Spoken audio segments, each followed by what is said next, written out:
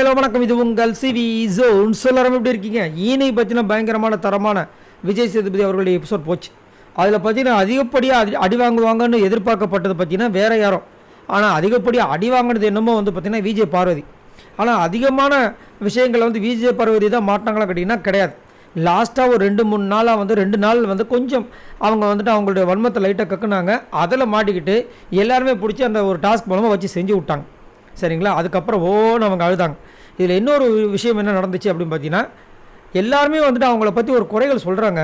அந்த குறைகள் சொல்லும்போது அவங்களுடைய அந்த விஷயங்கள் விஜய் பார்வதி அந்த பண்ண அந்த ஆட்டிடியூட் ரொம்ப கேவலமாக மட்டமாக இருந்துச்சு.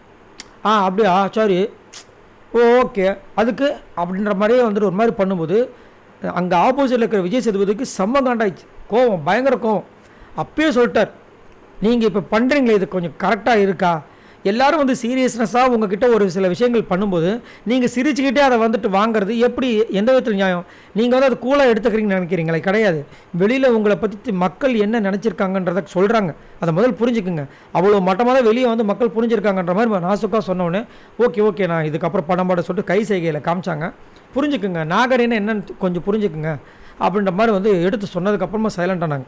அதுக்கு முன்னாடி பார்த்திங்கன்னா ஒருத்தங்களும் இவங்களை பற்றி சொல்லும்போது யாருக்காக தான் வலிக்கும். அது மாட்டுக்கிறது கிடையாது. என்னை பற்றி யாராவது ஒருத்தங்க குறை சொல்லும் போதும் வலிக்கும், இல்லைன்னு சொல்லலை. ஆனால் நான் உடனே அதுக்கு ரியாக்ட் பண்ணேன்னா அங்கே தான் பிரச்சனை. என்ன சொல்கிறாங்கன்றதை முதல்ல நான் உள்வாங்கிட்டு லாஸ்ட்டாக நான் பேசலாமான்னு கொஞ்சம் மரியாதையாக கேட்டால் கண்டிப்பாக அதை அலோவ் பண்ணுவாங்க. அந்த நேரத்தில் சரி இதுக்காக தான் நான் இதை பண்ணேன் அப்படின்னு எதாவது சொல்லலாம். பட் எதுவுமே இல்லை அவங்கக்கிட்ட. அதனால் என்ன பண்ணிட்டாங்க, நெக்கலாக பண்ணிட்டாங்க. அந்த நெக்கில் அவங்களுக்கு ஒரு பெரிய பின்விளைவுகளை கொடுத்த மாதிரி இன்றைக்கி சபையில் எல்லார் முன்னாடியும் விஜய் சேதுபதி கிட்டே அடி வாங்கினாங்க, உள்ளே இருக்கிற கண்டஸ்டன்ஸ் கிட்டே அடி வாங்கினாங்க. மக்களும் செம்மையாக வச்சு செஞ்சுட்டாங்க. அதான் கொடுமையாக இருந்துச்சு. பட் இருந்தாலும் விஜய் பார்வதி இதுக்கப்புறம் கொஞ்சம் சுதாரித்து அவங்களோட கேம் சேஞ்ச் பண்ண நல்லா இருக்கும். உங்களோட கருத்துக்களை சொல்லுங்கள். பாய் நண்பர்களே.